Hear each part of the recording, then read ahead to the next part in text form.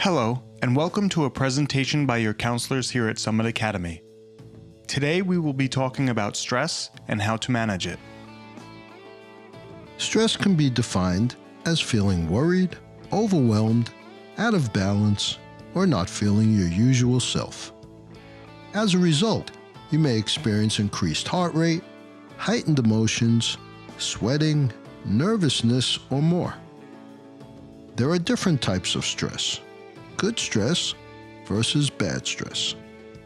Good stress is enjoyable mental and physical activity.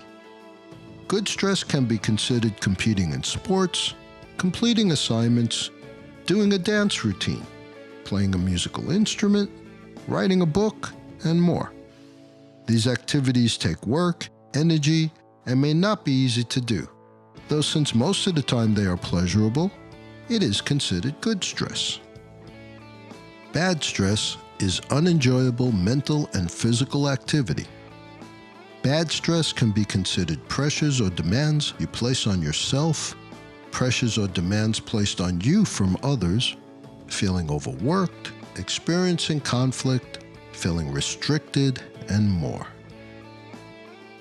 It is important to identify the things that cause you stress. These can be called triggers. Triggers are situations, places, or things that start a chain of events or emotions. In other words, something that happens that causes you stress.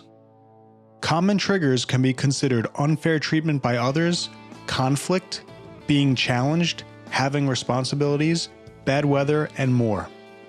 Take a moment to think about what some of your triggers might be. When a trigger sets off stress, people automatically respond by making a decision to stay and confront that stress or run away from it. This is called the fight or flight response. It is a response that occurs in the presence of something that may be either mentally or physically dangerous. At this time, please enjoy this short video clip about the human response to stress.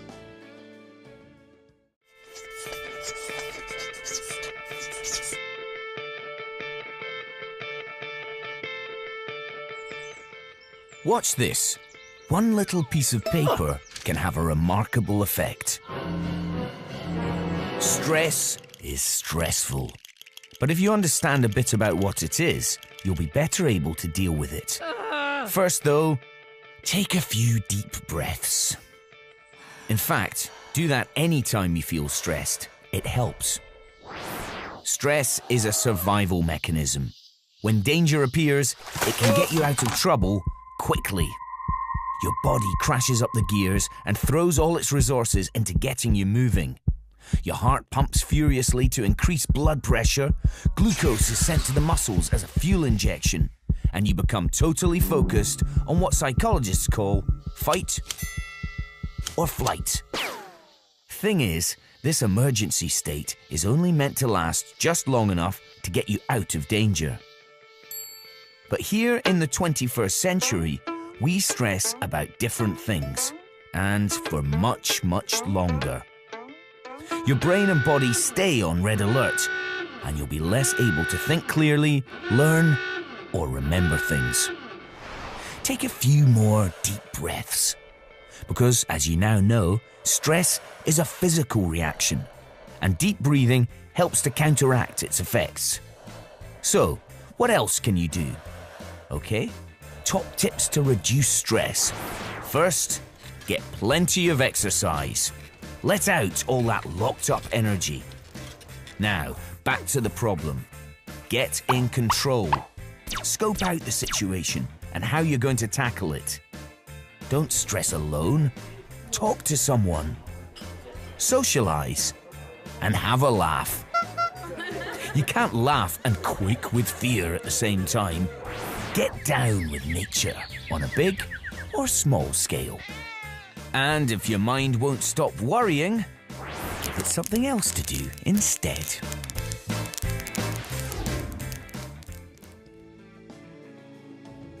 Here is an example that might apply to you. Let's say that you are having a hard time with your classwork and tests, and your grades are stressing you out. The fight response to that situation could be planning to overcome and manage the issue by facing the challenge. This could mean asking for help, studying and doing homework, going to office hours and Saturday academy, which would give you a better chance to improve your grades and mood. The flight response to that situation could be avoiding those challenges, ignoring your responsibilities, and letting your grades fall. In this example, if you utilize the fight response, you can prevent and/or minimize your stress. By turning to the flight response, you may increase your stress and actually feel worse. Every situation calls for a different decision and response. Choose an option that benefits you and your goals. Remember, it is not good to let stress build up. If stress is ignored, over time you may experience aches, pains, anger, sadness, or worse. You may notice changes in your behavior, relationships, and ability to function. Here are some strategies for managing stress to gain relief. Practice patience. Take time to think before responding to a situation. Try to plan. Think about all the different options you might have to plan and address an issue by being proactive and dealing with the problem. Use your support systems by talking to someone or spending time with friends and family. Practice self-care, such as meditation, deep breathing, stretching, exercising, and more. Remember to do leisurely activities. Do something pleasurable like sports, music, drawing, writing, or other interests. It is important to become familiar with your triggers and manage your stress before it becomes a bigger problem. If you are in need of any support here at Summit Academy, please refer to your counselors Mr. Sharkey and Mr. Goldsman in room 156. Thank you, and remember to support each other and support yourselves.